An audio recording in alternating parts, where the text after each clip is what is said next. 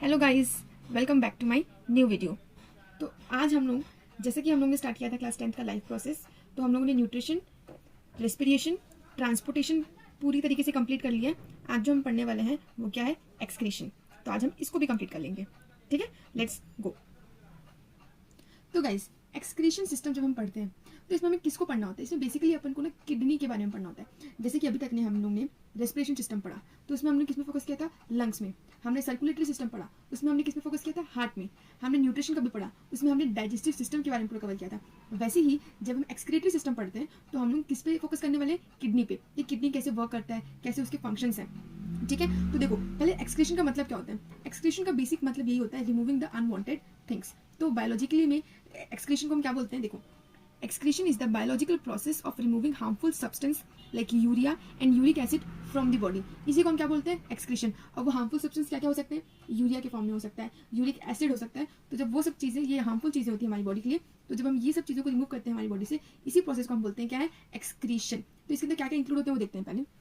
इसके अंदर हम पढ़ने वाले हैं, इसके एक्सक्रीशन प्रोसेस के अंदर 2 किडनी इंक्लूड रहती है, 2 यूरेटर रहते हैं, यूरिनरी ब्लैडर रहता है और यूरेथर रहता है। तो अब हम डायग्राम के थ्रू समझते हैं एक्सक्रीटरी सिस्टम को। ठीक है, तो देखो किडनी, हमारे पास 2 किडनी होती है, एक लेफ्ट होता है और एक राइट पोर्शन होता है। और जो किडनी होती है किसके शेप की होती है? राजमा शेप की होती है, मतलब बेसिकली राजमा शेप बोला जाता है। और जो किडनी होती है, ये इसका फंक्शनल और स्ट्रक्चरल यूनिट कौन सा होता है? नेफ्रॉन। ठीक है, अब आप देख सकते हो, देखो ये लेफ्ट किडनी है ना? लेफ्ट किडनी से जो हमारा ब्लड होता है फिल्टर होता है, और जो सारे वेस्ट होते हैं वो कहाँ आते हैं? लेफ्ट यूरेटर के थ्रू कहाँ आते हैं? यूरिनरी ब्लैडर में। उसके बाद कहाँ जाते हैं? यूरेथर में। फिर यूरेथर से हम मूव आउट कर देते हैं चीज़ों को। तो ये बेसिक सा फंक्शन होता है किसका? किडनी का, हमारी बॉडी में। अब हम पढ़ते हैं नेफ्रॉन को। देख, तो structural and functional unit of kidney क्या है? नेफ्रॉन है। There is millions of nephron in a kidney. एक किडनी में मिलियंस ऑफ नेफ्रॉन होते हैं। और ये नेफ्रॉन किसके लिए रिस्पॉन्सिबल होते हैं? तो ये जो नेफ्रॉन है ये फिल्ट्रेशन ऑफ ब्लड करते हैं। और ये जो नेफ्रॉन की जो स्टडी करते हैं उसको बोलते हैं नेफ्रोलॉजी। अब मैं क्लियर टिल नाउ। अब हम पढ़ते हैं कि नेफ्रॉन के अंदर एक्चुअली प्रोसेस होता क्या है। ठीक है, तो देखो ये नेफ्रॉन के अंदर ना बेसिकली 3 प्रोसेस होते हैं। मैंने बहुत इजी, मतलब मैंने एक्चुअली हेडिंग लिखा है, मैं आपको समझाती हूँ अंदर क्या होता है।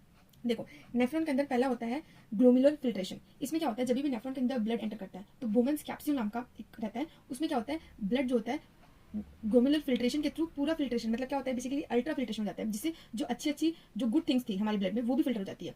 तो अब क्या होता है? सेलेक्टिवली रीअब्जॉर्प्शन होता है। इसका मतलब क्या होता है कि जो जो अब अच्छी चीजें थी, जो हमारी बॉडी के लिए एसेंशियल्स थी, वो सबको ब्लड फिर से रीअब्जॉर्व करता है।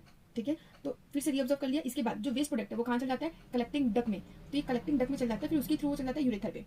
ठीक है, तो टेबुलर सिक्रेशन समझ आया? तो टेबुलर सिक्रेशन का मतलब ये होता है, कलेक्टिंग डक्ट जो होता है यूरिन को फ्लो कर देता है यूरेथर में। आई होप ये 3 जो प्रोसेस आपको समझ आया होगा नेफ्रॉन का।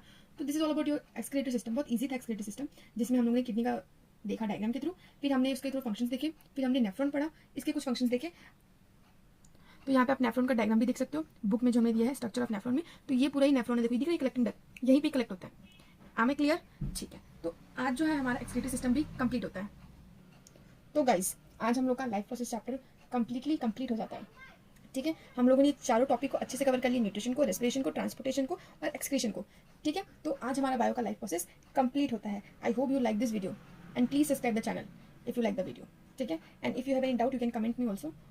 And so thank you so much for watching this video.